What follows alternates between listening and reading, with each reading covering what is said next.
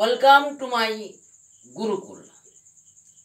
এই এডুকেশন মানে শিক্ষা যে কোন ব্যক্তির মধ্যে আছে কিভাবে আমরা জানতে পারব, এটা হচ্ছে যে কিছু সিমটম পাওয়া যায় যেসব ব্যক্তিরা শিক্ষিত। যেমন হচ্ছে যে এর মধ্যে ইচ্ছা এবং জ্ঞান শক্তিকে জাগরিত করে এই এডুকেশন। তাই একে বলেছে যে নলেজ ডাইনামিক এনার্জি।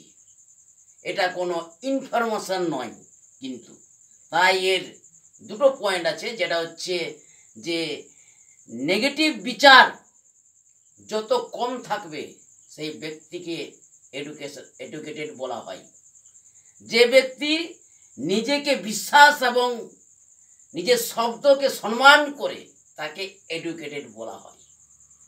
3 নম্বরে কি বলছে না, ট্রু এডুকেটেড যে মাইন্ড সেটা কি থাকবে না, characterize by freedom, self confidence and self respect. যদি এগুলো থাকে সেই ব্যক্তি হচ্ছে যে একজন শিক্ষিত মানুষ বা এডুকেটেড মানুষ। ঠিক আছে।